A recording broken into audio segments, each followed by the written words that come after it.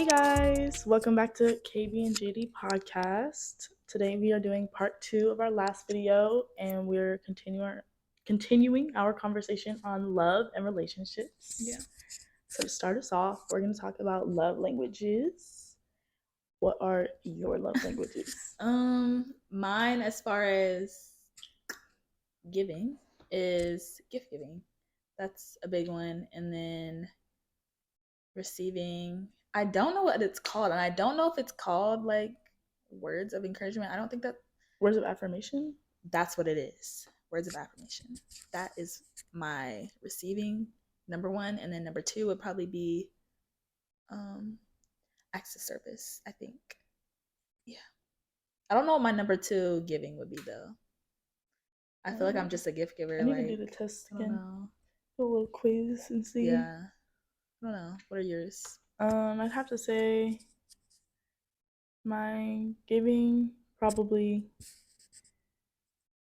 gift giving. I like giving people gifts and stuff like that, blessing people. I always end up spending tons of money on people for no reason. And then receiving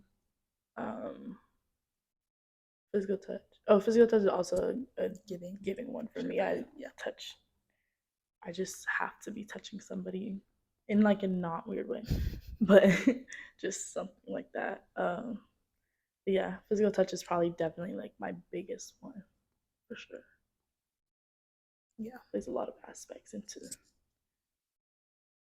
just everything. And you say your receiving is also physical touch, and what else? Just physical touch. Yeah, probably.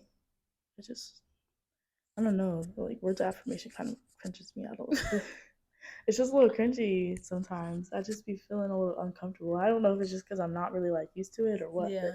But it definitely has to come from the right person. Yeah. Because if some random person says like, "I'm so proud of you," I'm going to literally throw up. It's not even like, well, it is that, but it's just like everything in general. Plus, it just means more coming from certain people. Mm-hmm. Definitely.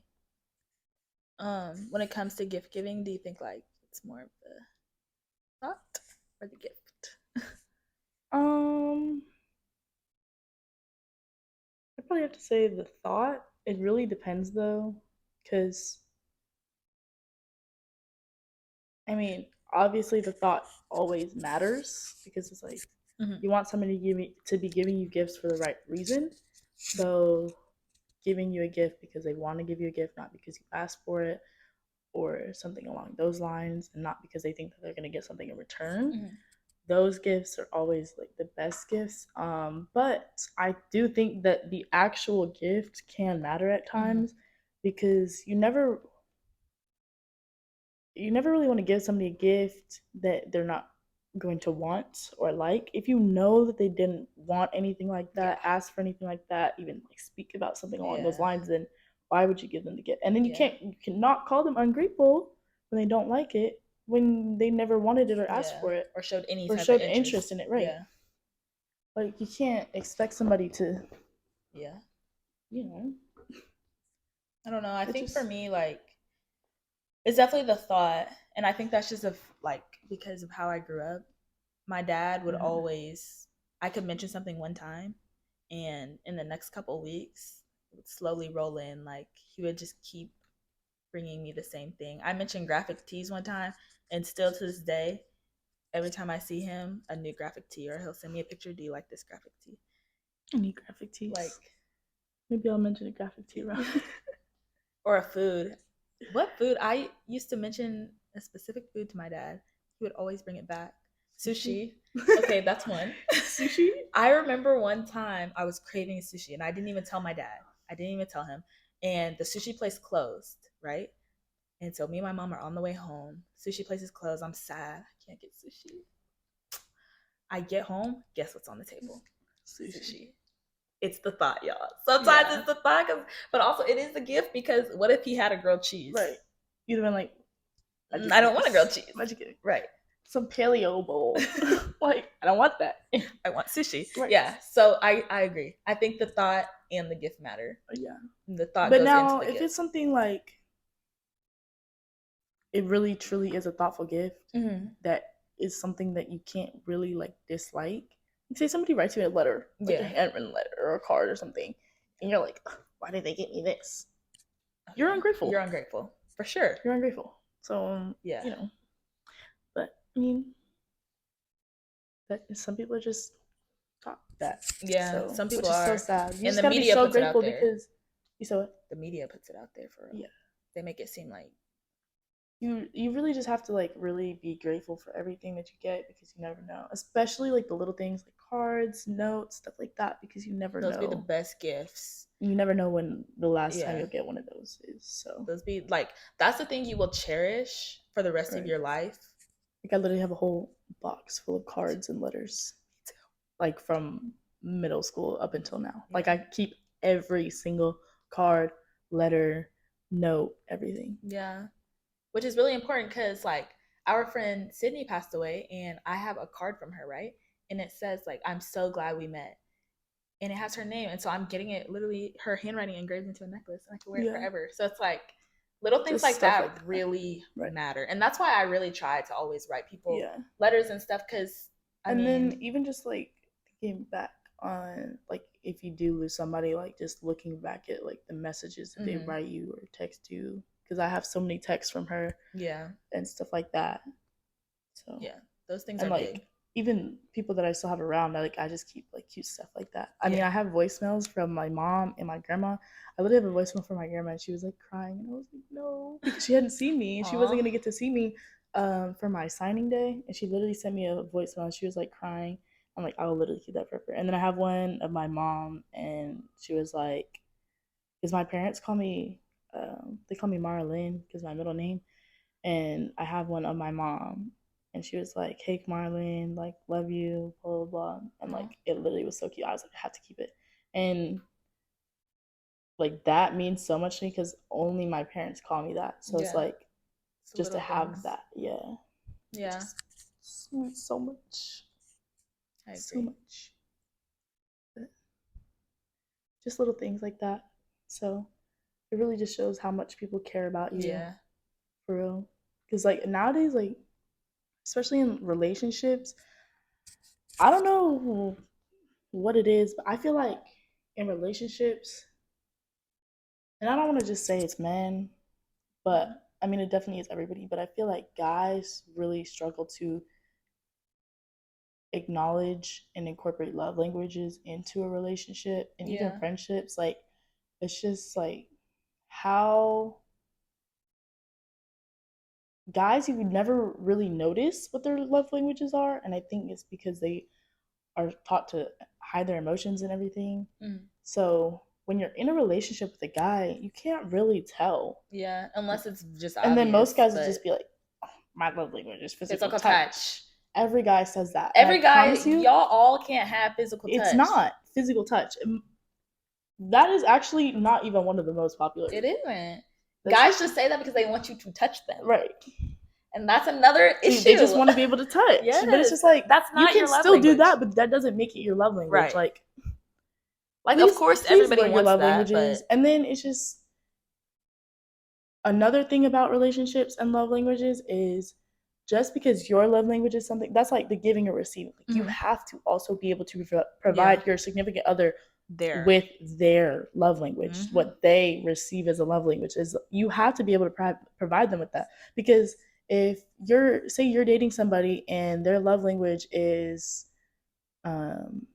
like words of affirmation, and yours is physical touch, and you're always just trying to touch up on them, and you're never telling them, oh, you're beautiful, oh, I'm so proud of you, I love you, this and that, they're not going to feel the love regardless. No, they're not. Just because you think that because of how you like to show your love, that's not how someone likes to receive love.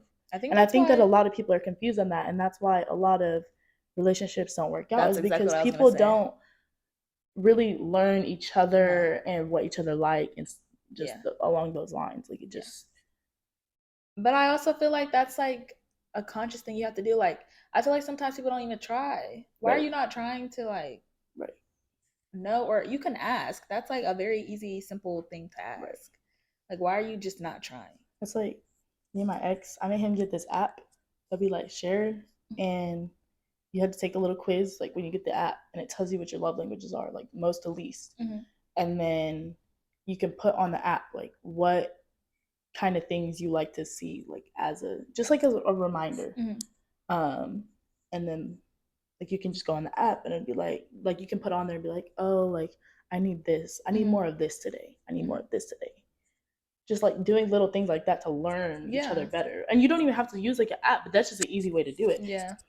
But just communication, talking, asking them, hey, what are things that you like that I do? What are things that you don't like that I do? Like, what makes you feel loved? What makes you feel neglected? Yeah. What things can I do better? Which goes down to communication. Right. Which obviously this generation struggles with a little bit. Very much. Very much. So like nobody communicates anymore. It's just they get mad, go to social media, and then Lord now knows. we have to deal with their issues. Lord knows. So just does not. And then like along with that is dating in college is so hard because of how heartless and ingenuine people are. No one here is genuine. It's hookup, sneaky link culture. Yeah, it's where's the love? It's ridiculous. Where's the and where then is at the love? HBCU? I'm trying to find my HBCU love all story. All these beautiful Black men and women walking around, and all y'all want to do is hook up, sneaky link. Like y'all don't want to get to know nobody. What? Right. What? I don't get that. I just really even don't. Just as friends, like y'all be turning on each other, stabbing each other in the back. It makes no sense. I don't get it. I'm sorry if I'm in a space with a bunch of very beautiful, lighthearted, I can see potential in them. Right, they're educated. Right. We're all here for the same reasons. Like I'm gonna want to see like the best in them and give my best. Yeah, so that's not what we're getting at all. Not even close. And dating in college is so hard. I don't know how people do it. I don't either. Like so you wouldn't date in college ever? I wouldn't say that. I don't think I would date somebody. I don't know how to say this. Okay, I don't think I would date somebody here because but that's just our school. It's our school, y'all. That's just like the mindset that people have here is because people make PV seem like you're just gonna hook up with everybody. Everybody makes PV sound so bad a school. Like before they even get here, they're like, oh, this and that. Like did people say stuff to you when you said you're going to PV? Yes, every time. And that doesn't make any sense because we're just like any other college campus. Right. And people still say that to me. People say, oh, you go to PV? I literally go here. What do you mean? I literally go here. Oh, you go to UT? Oh. Like, I just don't get it. No difference. I don't get it. But I could see myself dating later on, like maybe junior, senior year. Mm-hmm. You know, with a mature, about to graduate and move on to a new like chapter in our lives. But right now, especially as a freshman guys are the worst. But I was gonna say when you were saying like, you know, junior, and we're friends with a lot of upperclassmen. Even there, I don't think that they are matured. So that's why I don't even think I could see myself because they act the same as I'm like they act the exact same as us. My thing, they're not maturing. I feel like it's a little different because I think the problem is that the upperclassmen do go for lowerclassmen and they think, oh, they're not mature, they don't really know, blah, blah. That is a big issue. But if you're an upperclassman guy, because there is a lot of upperclassmen relationships that do work out. Yeah. Like, because the guy and the girl are mature. Yeah. I just feel like it's few and far between. Yes, very much. Especially here in, I was going to say in the Houston area, but I can't speak on the whole Houston area, but I know for sure. You can speak on the whole Houston area. A big portion. Very large portion. Not for me. So, but I don't even know because just the generation we grew up in with social media and hookup culture and everything, I have a hard time seeing myself like with somebody long term because like social media just ruins everything. And some of the stuff that people be talking about, like, oh, you'll get bored, this and that. Right. If you're in a good, healthy relationship, there's no reason you should be getting bored or upset that you're with one person. Yeah. Because there's so much potential for a relationship. There's no reason that you should be bored in a healthy, loving relationship. Yeah. I don't know. It's just like social media puts out too much bad stuff about relationships. Right. Like just And I think one of the main issues is that a lot of people are lustful. It's not even love, it's just lust. Yeah, Which is just that's such a a big yeah. that's a big one for me. It's like if I can't figure out like when you're talking to me and I can't figure out like if you're just lustful or if you're really interested in me, that's an issue because Right. Which is a big thing with guys now because they immediately, as soon as they're on your phone, trying to get at you. Like, we can't even have a conversation right. before you don't even know like you don't even anything know me about for me. real. Yeah. Right. And then they just always have to comment on your looks and stuff like that. That's like very frustrating to me. Yeah, it is. Like I feel like the best compliments for me, at least coming from a guy, is like I really like the way you think, or right. like stuff like That's that. Like that guy that texted me the other day. What did he text? He said something along the lines of like, you can have conversation easily with anybody, and you always like you're confident in what you say. So just guys giving compliments that aren't just basic. Oh, not like, oh, you're pretty. Oh, you're beautiful. Oh, you have a nice body. That one is gonna get you blocked. Right. Give us stuff like, oh, I like the way you think. You have a great mind. You're so intelligent. I love having conversations with you. Because why every time I talk to you, oh, you look so good. You look so good. You look okay. Don't want to hear that every day. I'm so sorry. Me personally, I know. Thanks. It's just you're like, not impressing me. Everybody says the same thing. Especially because most girls now, it's such a I don't even know the word I'm trying to use. It's just there's been such a growth in confidence in women. Yeah. So you telling me this stuff doesn't matter because doesn't do anything. Because I'm sorry, it means more if homegirl tells me that than you. Because I now know. I know my self-worth. I'm confident in myself. And you're telling me these things. It's not making a difference in how I view myself, nothing like that. Or how I view you. Like it's not gonna make, oh my God, like I really like him now because he called me pretty. Like it doesn't do anything. Like I'm so sorry, y'all, but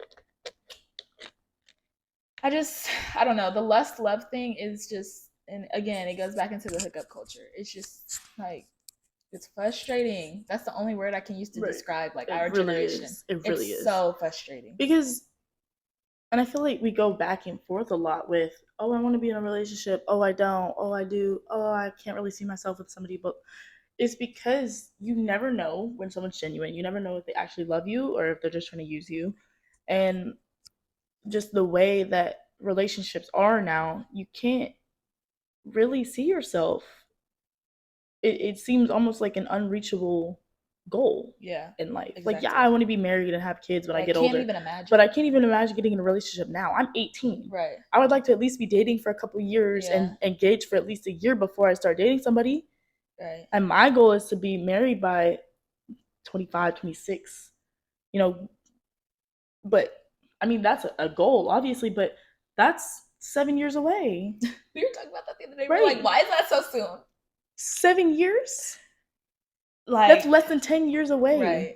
I mean, I wouldn't mind getting married at a later age, but my goal is in 7 years to be on the right path, married.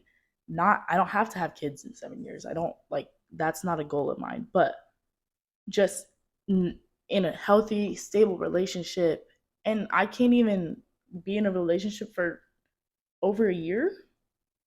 I can't even find a relationship where the person cares. Like it just is so irritating. Yeah, no.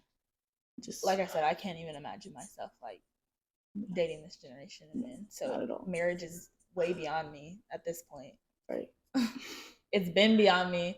I swear since I was little, I've been like, what is up with dudes? Like since I was little. It's just a goal of mine at this point. It's a dream. It's not even no, literally it's a dream because it's a dream. It doesn't even feel like I can't even see it in the near future. No, I know. So and that's so sad to think about. But it's okay.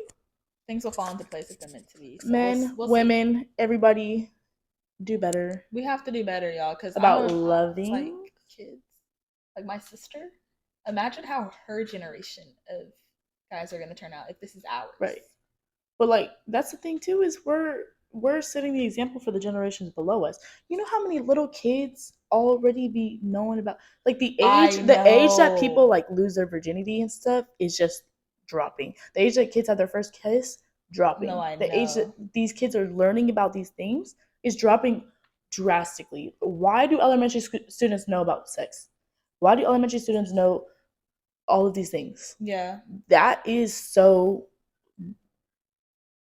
like, I can't even think of the word. It's just I just so, can't imagine like, knowing that. sick. Like, as a little kid. Right. Like, let them play with When their I was in toys. elementary school, I just want to go outside and ride my bike. Right. Like, I wasn't worried about nothing. Right. I'm not trying to meet up with a little boy to go kiss him. Right. Like, I literally used to think that guys had literal cooties. Like, literal. actual literal We cooties. need to implement cooties back into the We younger do. generation. Or the cheese touch. Oh, I was very real. cheese touch? You're not, if you have the cheese touch, you're not touching me. And that's how I felt about all guys. And you know what? That's how I feel now. But yeah, it's just the generational, it's just it's just getting worse. Yeah, it's just a snowball of. Yeah. We got to fix that, y'all. Yeah, we really do. Lord have mercy. And a lot of that comes from, like, past generations, like parents and stuff like that, which just gets worse and worse. The generations, it's whatever. We're only ruining our future. It's okay. It's nothing too serious. But yeah. And then lastly, setting boundaries. How important is setting boundaries to you? Like, in what aspect? Like, relationship-wise, friendship-wise? Let me switch it. Okay. In a relationship, what are some of your boundaries that you set? I don't know. Like, if you're talking to a guy, what boundaries would you set? Okay, first and foremost, in like when I first started talking to you, I feel like the invasion of privacy thing is not necessary. You don't need my location. Now, if I want to give you my location, I will. Like, I'm not saying I wouldn't give that up, but you shouldn't be asking for my location. Right. You shouldn't be telling me what to wear. That's super big. You tell me what to wear ever, I don't think I could talk to you. That's a huge thing that really bothers me. Tell me what to wear, or if I'm out or something, and let's just see, I'm with my homeboys or something. Not just my homeboys, but there's some homeboys, and you're like that overprotective stuff. Like, I would say, like, my biggest boundary is like the privacy thing. Like, why are you so, like, I don't even want to call it overprotective because that's not what it is. It's like crazy. It's insecure. That's the word. It's insecurity. Yeah, no, that's like my biggest thing that you're not gonna do. Like, in a relationship, you are not going to ask me where I am all the time. Ask for my location, ask who I'm with, tell me what to wear, none of that. Right. That's my biggest one. Yeah, I definitely have to agree with that. I learned that through my last relationship because he was very insecure. And at first I didn't notice it. But after, like, towards the end of the relationship, and after, I really, like, it was, like, right there in my face. Yeah, no. Because he would get mad when I wore certain things to school. I'm like, I'm wearing a sweatshirt and soccer shorts. Yeah. Why are you upset? Yeah. I look like a bum. And then, like, he would ask to go through my phone all the time. No. He wouldn't let me hang out with guys. He wouldn't let me hang out with my sister's friends, like, stuff like that. It's just, like, you're insecure, and that's an issue. But people just lack loyalty and trust. Yeah. Just such a big part of relationships. Yeah, but it's just, why are you doing that? Yeah. Like, that's my biggest, So, say someone kind of, like, crosses those boundaries. What steps are you taking? Okay, so I feel like I don't believe in second chances. So you're just cutting them off? Not that. You get one warning. So the one warning is, hey, I don't like this. Because maybe I didn't fully, like, let you know, how much it bothered me. So maybe you just think I'm playing. Because, you know, maybe I play too much. So you think I'm playing, right? So you do it. I give you one warning. Hey, don't do that again.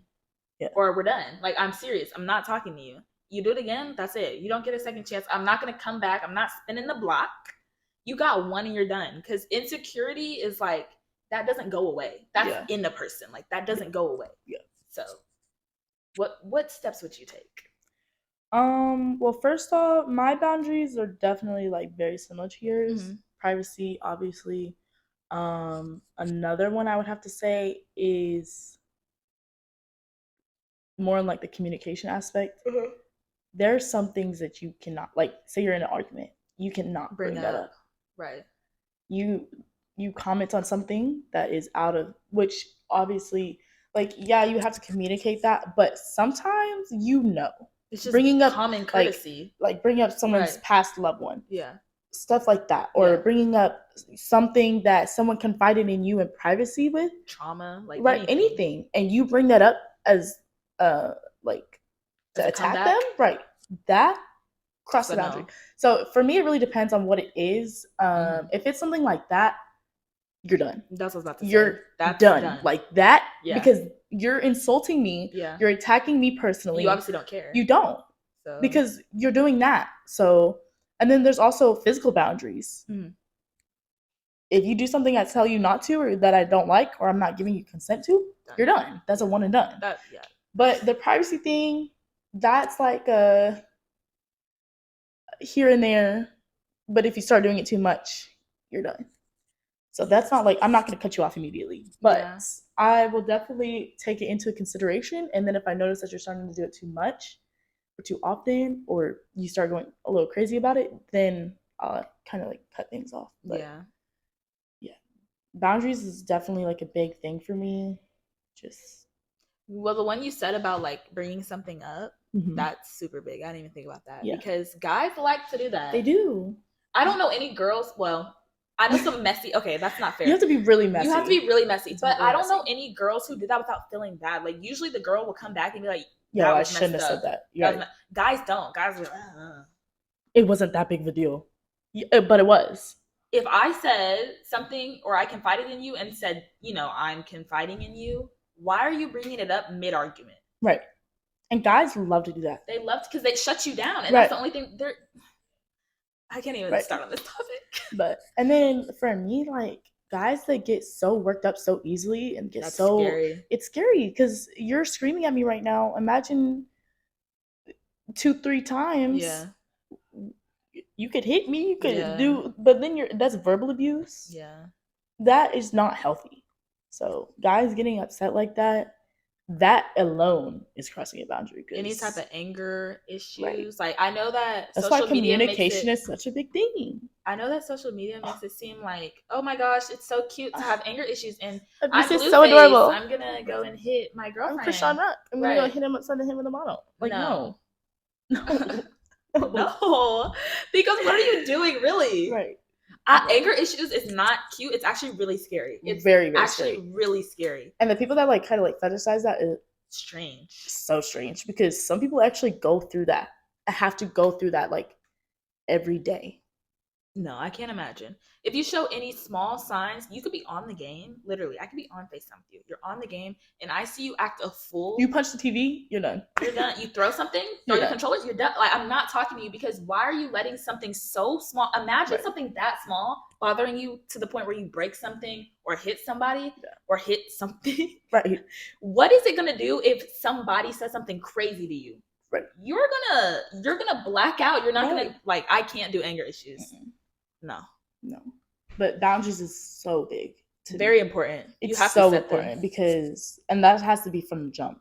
You can't be like a year into a relationship and then try to set those boundaries. Like you have to do it from the jump, because that is it's such a big thing, and it just really plays into how a relationship will flow. It does.